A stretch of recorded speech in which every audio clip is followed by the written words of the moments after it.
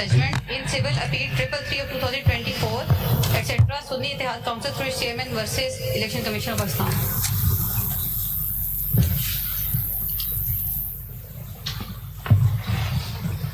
By a majority of 8, comprising Justice Sayyid Mansoor Ali Shah, Munib Akhtar, Muhammad Ali Mazhar, Aisha Malik, Atar Minillah, Sayyid Hassan Ali Rizvi, Shahid Waheed, and Irfan Saadat Khan JJs. The instant appeals are decided in terms of the short order of the majority of even date, and the other petitions, including leave petitions and CMAs, are decided accordingly. There are a number of orders, so I will let the senior person heading that particular order to read the entire order or whatever he wants to read therefrom. Shah Sahab, you have a copy. Is this original? जी मेरे पास तो नहीं है. मेरे पास original मैंने आपको दी.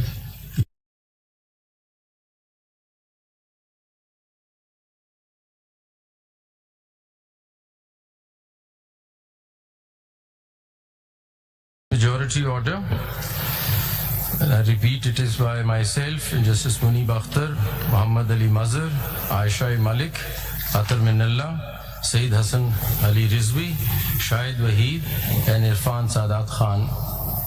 For detailed reasons to be recorded later and subject to what is set out therein by way of amplification or explanation or otherwise, these appeals are decided in the following terms. Number 1. The impugned judgment dated 25th of March 24 of the learned full bench of the High Court is set aside to the extent it is or may be inconsistent with this order or the detailed reasons. Number 2, the order of the Election Commission of Pakistan dated 1st of March 2024 is declared to be ultra vires the Constitution without lawful authority and of no legal effect. 3. The notifications of various dates whereby the persons respectively mentioned therein, being the persons identified in the Commission's notification dated 13th of May 2024, have been declared to be returned candidates for reserved seats for women and minorities in the national and provincial assemblies, are declared to be ultra vires the Constitution without lawful authority and of no legal effect, and are quashed from 6th of May 2024 onwards, being the date an interim order was made by the court in CPLA number 13289 of 24, the leave petitions out of which the instant appeals arise. 4. It is declared that the lack or denial of an election symbol does not in any manner affect the constitutional and legal rights of a political party to participate in an election, whether general or by, and to field candidates, and the Commission is under a constitutional duty to act and construe and apply all statutory provisions accordingly. Number 5. It is declared that for the purposes and within the meaning of paragraphs D and E of clause 6 of Article 51 and paragraph C of clause 3 of Article 106 of the Constitution, Pakistan Tehreek-e-Insaf, PTI, was and is a political party which secured or won the 2 terms being interchangeable general seats in the national and provincial assemblies in the general elections of 2024 as hereinafter provided. 6. During the course of the hearing of the instant appeals on 27th of June 2024, Learned Counsel for the Commission placed before the court a list of 80 returned candidates for the National Assembly, now MNAs, setting out in tabular form particulars relating to their election. Learned Counsel made a categorical statement that the Commission stood by the data so provided to the court. In particular, the list contained 3 columns marked as follows. Number 1, statement on nomination form given declaration and oath by the person nominated, that is, I belong to. Number 2, certificate of party affiliation under section 66 of the Election Act 2017. And number 3, statutory declaration affidavit accompanying section 66 certificate. Number 7, In the peculiar facts and circumstances of the general election of 2024, it is declared that out of the aforesaid 80 returned candidates, now MNAs, those being 39 in all and whose particulars are set out in Annexure A to this order, in respect of whom the Commission has shown PTI in any one of the aforementioned columns in the list, were and are the returned candidates whose seats were and have been secured by the PTI within the meaning and for purposes of Para 5 above in relation to Article 51 provisions. Para 8. In the peculiar facts and circumstances of the general election of 2024, it is further ordered that any of the remaining 41 returned candidates out of the aforesaid 80, which is mentioned in the Annexure B, may within 15 working days of this order file a statement duly signed and notarized stating that he or she contested the general election as a candidate of the political party specified therein.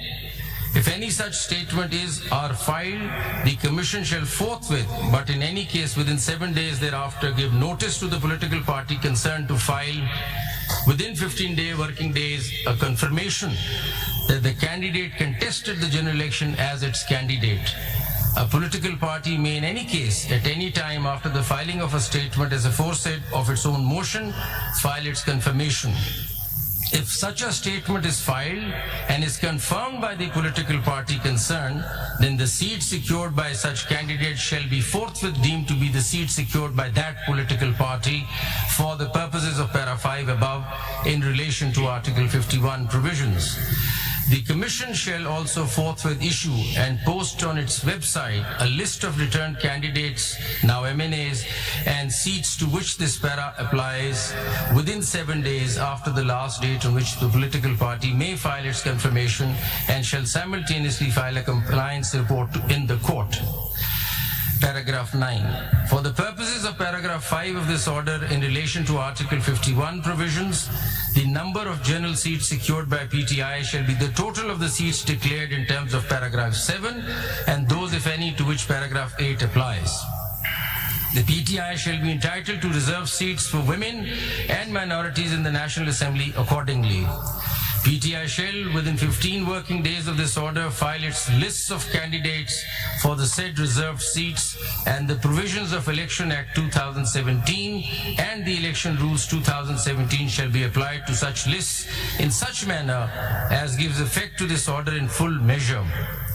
The Commission shall, out of the reserved seats for women and minorities in the National Assembly to which Para 3 of this order applies, notify as elected in terms of the Article 51 provisions that a number of candidates from the list filed or as the case may be to be filed by the PTI as it is proportionate to the general seats secured by it in terms of paragraph 7 and 8 of this order.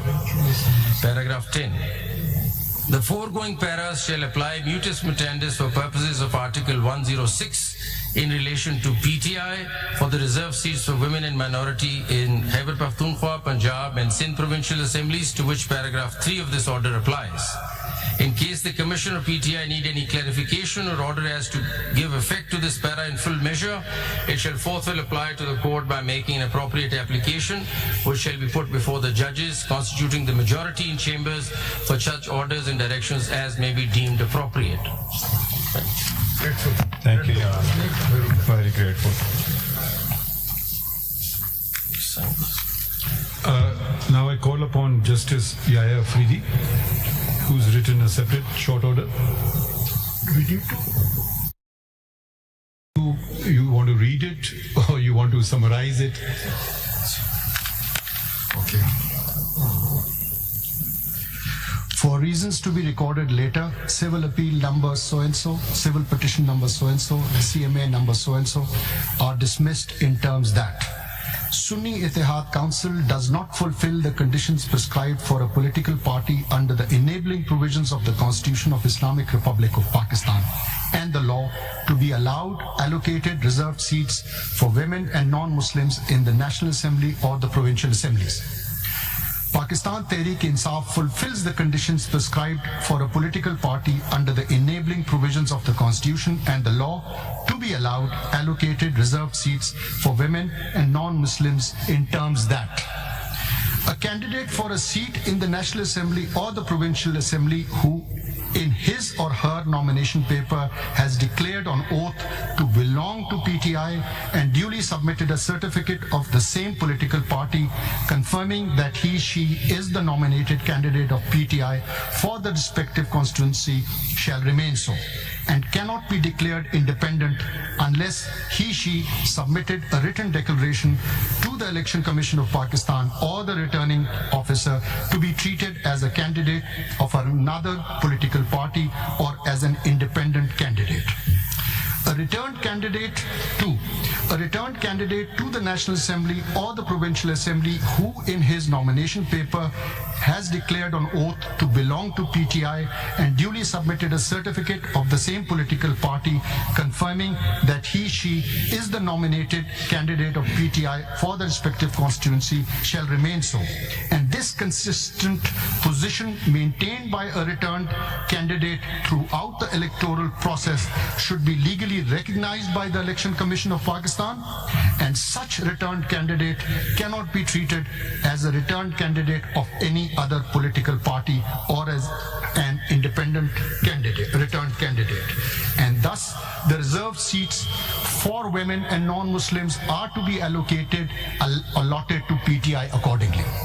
A candidate nominated, number 3, a candidate nominated by PTI for a constituency of a National Assembly or a Provincial Assembly who after being declared returned joined another party or sought to be treated as an independent raises serious concerns about disregarding the trust reposed in him or her by the voters, thus undermining the will of the people. And number 4, the legal implications, effects, consequences of the determination made above in paragraph 2.2 and 2.3, as well as the actions or inactions of Election Commission of Pakistan thereon, although deeply concerning, have not been challenged in the present appeals and petitions, and the persons who would be affected or aggrieved are not parties before this court. Therefore, issuing a definite direction to the Election Commission qua the allocation of specified number of reserved seats for women and non-Muslims to a political party in the National Assembly and the Provincial Assembly would not be legally appropriate. Accordingly, the Election Commission of Pakistan is directed to decide the allocation of reserved seats for women and non-Muslims to political parties in the National Assembly and the Provincial Assembly in the light of the determinations made herein above, after providing opportunity of hearing to the parties concerned, and if required, revisit its earlier decisions on the matter. The needful be done within 7 days of receipt of this order. Thank you. Thank you. Justice Aminuddin Khan sir. For the reasons to be recorded later, I dismiss the appeals, petitions, as well as CMAs, and the judgment of the Peshawar High Court is upheld. Has anyone agreed with you? My Lord, I, Justice Naeem Akhtar, concur with Honorable Justice Aminuddin Khan, and for the reasons to be recorded later on, I am also dismissing all the appeals, petitions, and CMAs, and uphold the judgment of the Peshawar High Court. Thank you. Now I read Justice Jamal Khan Mandokhel's order with which I agree. For the reasons to be recorded later, we dispose of these appeals, petitions, and miscellaneous applications through a short order as under. These matters involve a controversy regarding the allocation of seats reserved for women and non-Muslims. The Sunni Ittihad Council, SIC, did not contest the general elections of the year 2024. SIC, which demands allocation of reserved seats on account of inclusion of independent parliamentarians in it, did not secure a single seat in the National Assembly or any of the provincial assemblies, nor submitted a list of its candidates for seats reserved for women and non-Muslims. Thus, it is not entitled to any of the reserved seats either in the National Assembly or in the provincial assemblies.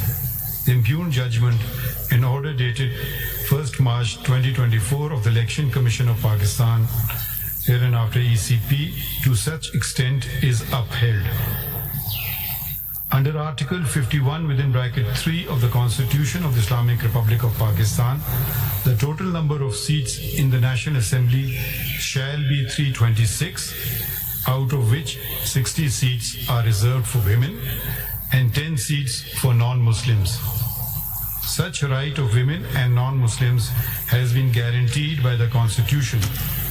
They shall be elected in accordance with law through proportional representation system of political parties list of candidates on the basis of total number of general seats secured by each political party from the province concerned in the National Assembly and the provincial assemblies as provided by Article 51 within bracket 6 clauses D and E of the Constitution. Therefore, they cannot be deprived of their such right by leaving these seats vacant, and all reserved seats shall be filled in as provided by Article 224(6) of the Constitution. The impugned judgment of the High Court and the said order of the ECP to the extent of proportional representation, distribution of seats amongst the parties which won and secured seats is also maintained. However, since the ECP calculated and allocated the seats to the parties by the exclusion of the Pakistan Tehreek-e-Insaf (PTI) candidates, therefore to such extent the impugned judgment of the High Court and the order of the ECP are set aside. During the hearing, it transpired that a number of candidates had submitted their nomination papers with a declaration on oath that they belonged to PTI, supported by an affiliation certificate of the said party. But some did not submit affiliation certificates of PTI. They are members of national and respective provincial assemblies affiliated with PTI. The ECP, by misinterpreting the judgment of this court dated 13 January 2024, which was regarding non-holding intra-party elections in PTI, wrongly mentioned the said candidates of the PTI as independents in Form 33 of the election rules. The ECP had no authority to declare validly nominated candidates of a political party to be independent candidates.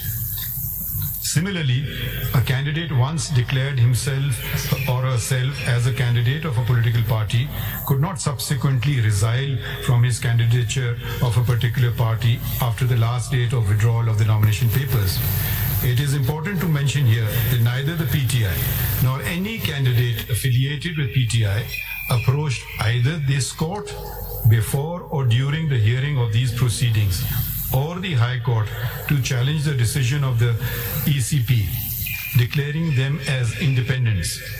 However, in view of the fact that the appeal and the petition are a continuation of election proceedings before the ECP, we can look into the vagaries of the decision of the ECP in the light of the provisions of Article 51D and E of the Constitution, read with sections 66, 67 and 104 of the Elections Act 2017 to safeguard the interest of women and non-Muslims. As a consequence whereof, the candidates who had submitted their nomination papers and or affiliation certificates by the last date of withdrawal of the nomination papers declaring that they belong to PTI and had not filed a document showing affiliation with another political party should have been treated as the parliamentary party of PTI. But needful was not done by the ECP.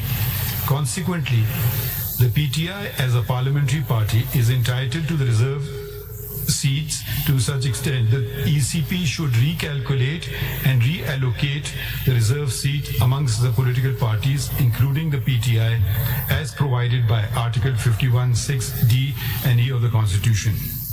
The candidates who had submitted the nominations papers by 24 December 2023, which was the last date of submission of nomination papers, and had declared themselves either as the independent candidates or left blank the relevant column in the nomination papers declaration and were elected, shall be considered to be independents. SIC is a registered political party, and every independent member of parliament and the provincial assemblies has a right to join it. All those who joined the SIC are presumed to have done so out of their own free will. None of them claim to have joined SIC because of any misunderstanding of any judgment, the law, compulsion, coercion, or undue influence. And it is not for this court to presume otherwise. We must ensure that words are not read into the Constitution, nor to ascribe artificial meaning to commonly understood words. We must also abide by validly enacted laws and must not do anything either to hinder or to facilitate a political party by ignoring the law's mandate. I think this concludes today's proceedings. Thank you, everyone. Thank you, Sir Honor. Thanks you so very much.